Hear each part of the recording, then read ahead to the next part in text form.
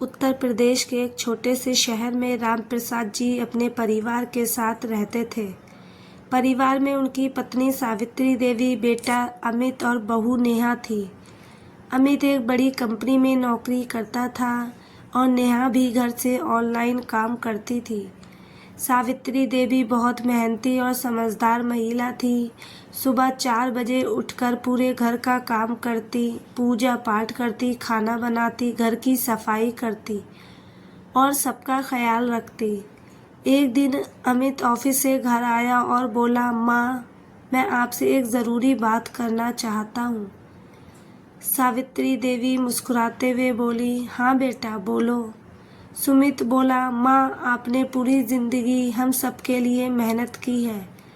अब मैं चाहता हूँ कि हर महीने आपको 15,000 रुपये दूँ। सावित्री देवी हैरान हो गई। अरे बेटा, माँ अपने बच्चों से पैसा थोड़ी लेती है।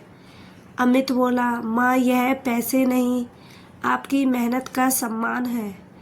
इतने में वहाँ बहू नेहा वहाँ आ गई। उसने कहा, नहीं अमित, यह ठीक नहीं है। अमित ने पूछा, क्यों? नेहा बोली, अगर माँ को सैलरी दोगे तो घर के खर्च कैसे चलेंगे? और फिर माँ तो घर का काम अपने परिवार के लिए ही करती है। सावित्री देवी चुप हो गई। अमित ने भी उस समय बात को आगे नहीं बढ़ाया।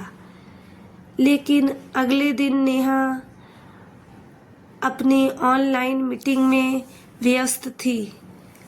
अचानक उसकी एक सहेली ने पूछा, तुम्हारी सास घर का सारा काम करती हैं?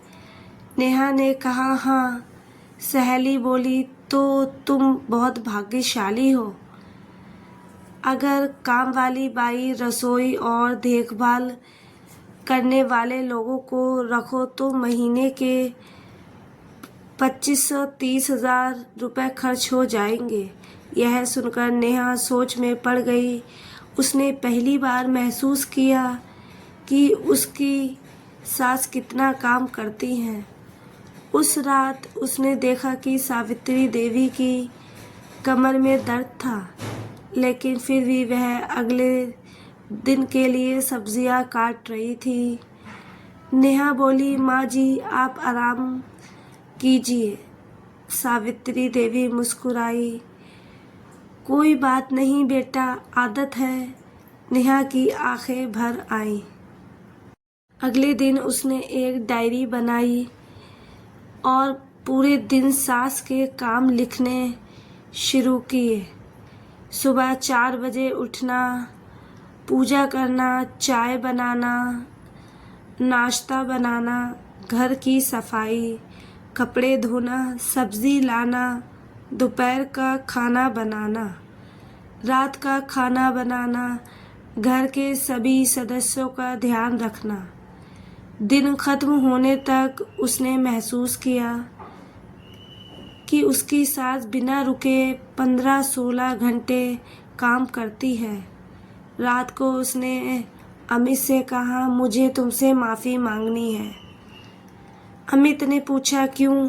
नेहा बोली, मैंने माँ से सैलरी देने से मना कर दिया था, लेकिन मैं गलत थी।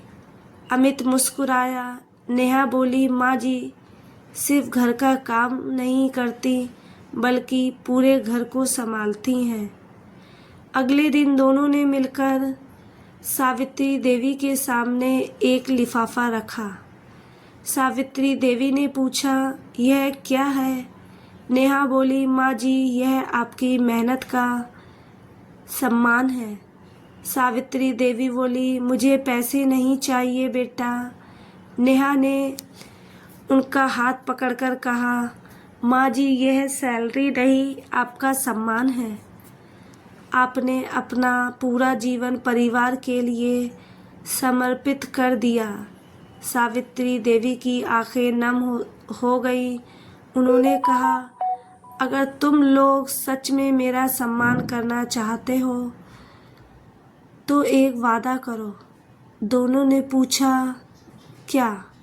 सावित्री देवी बोली, घर की जिम्मेदारियां सब संभाल कर निभाओ।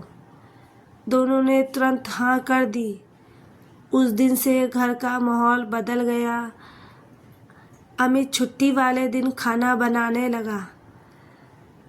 नेहा घर के कामों में हाथ बटाने लगी। सावित्री देवी को आराम का समय मिलने लगा।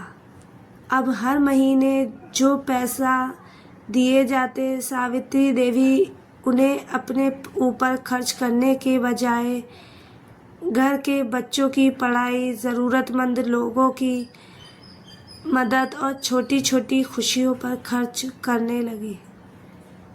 एक दिन पड़ोसी की महिलाओं ने पूछा, सावित्री जी, आपको कैसे लगता है? वह मुस्कुराकर बोली, सबसे बड़ी खुशी पैसे नहीं बल्कि सम्मान मिलने में है। नेहा ने भी अपनी सोच बदल ली थी। उसने अपनी सहेली से कहा, घर संभालने वाली माँ और सास का काम किसी नौकरानी से कम नहीं होता। उनकी मेहनत की कीमत नहीं लगाई जा सकती, लेकिन उनका सम्मान ज़रूर किया जा सकता है। धीरे धीरे उनकी यह सोच पूरे मोहल्ले में फैल गई। कई परिवारों ने अपने घर की बुजुर्ग महिलाओं को सिर्फ जिम्मेदारी नहीं बल्कि सम्मान देना शुरू कर दिया। सावित्री देवी अक्सर कहती थी, घर सिर्फ ईंट और पत्थर से नहीं बनता बल्कि प्रेम, सम्मान और सहयोग से बनता है। और सच में जिस घर में हर सदस्य एक दूसरे की मेहनत की कद्र करता है, वहाँ खुशियाँ हमेशा बनी रहती हैं। घर संभालने वाले लोगों की मेहनत को कभी हल्के में नहीं लेना चाहिए। सम्मान, सहयोग और प्यार ही परिवार की सबसे बड़ी ताकत होती है। तो दोस्तों, इस कहानी को लेकर आपकी क्या राय है? कमेंट बॉक्स में ज़रूर बताएं। और अगर आपको हमारी आज की कहानी अच्छी लगी हो तो प्लीज़ लाइक ज़रूर करें।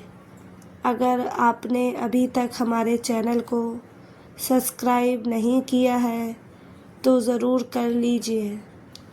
तो मिलते हैं ऐसी ही एक और मोटिवेशनल कहानी के साथ। थैंक यू सो मच दोस्तों।